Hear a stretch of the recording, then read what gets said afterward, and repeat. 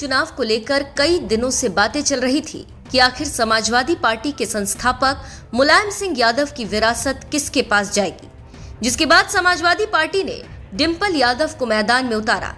फिर तस्वीरें साफ हो गईं कि अखिलेश यादव अपने पास रखना चाहते हैं अपने पिता की विरासत, और अब बीजेपी ने भी वहां अपना प्रत्याशी उतार दिया है। और कहा जा रहा है कि ये प्रत्याशी शिवपाल यादव का करीबी भी है और समाजवादी पार्टी के पुराने सदस्य भी। चलिए आपको भी बताते हैं पूरी खबर के बारे में।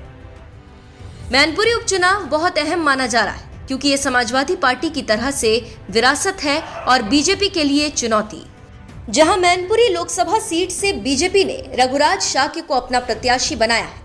बता दें, बीजेपी के रघुराज शाक्य की गिनती प्रगतिशील समाजवादी पार्टी के राष्ट्रीय अध्यक्ष शिवपाल यादव के करीबी के रूप में होती है। इसी साल फरवरी में रघुराज शाक्य ने प्रसपा छोड़ दी और बीजेपी का दामन थाम लिया। रघुराज 2 बार सांसद रह चुके हैं। चलिए अब आपको रघुराज शाक्य के बारे में भी बता देते हैं।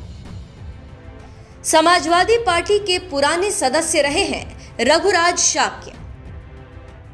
रघुराज शाक्य पहले प्रसपा यानी शिवपाल यादव के प्रदेश उपाध्यक्ष के पद पर थे, और खास बात तो यह है कि ये समाजवादी पार्टी के काफी पुराने सदस्य भी हैं। जहां रघुराज शाक्य 1999 और 2004 में समाजवादी पार्टी के टिकट पर इटावा से सांसद चुने गए थे। इसके बाद फिर उन्होंने 2012 में सपा के टिकट पर इटावा सदर सीट से विधानसभा का चुनाव भी जीता था। इसके बाद वक्त आया 2017 का, जब रघुराज शाक्य ने समाजवादी पार्टी से इस्तीफा दे दिया था। शिवपाल यादव के भी करीबी रह चुके हैं रघुराज शाक्य। समाजवादी पार्टी से इस्तीफा देने के बाद रघुराज शाक्य ने शिवपाल सिंह यादव की प्रसपा का दामन थामा। 2022 के विधानसभा चुनाव में रघुराज शाक्य ने इटावा सदर सीट से दावेदारी की थी, लेकिन सपा ने यहां से सर्वेश शाक्य को मैदान में उतार दिया था, और यही वजह थी कि रघुराज शाक्य प्रसपा छोड़ बीजेपी में शामिल हो गए।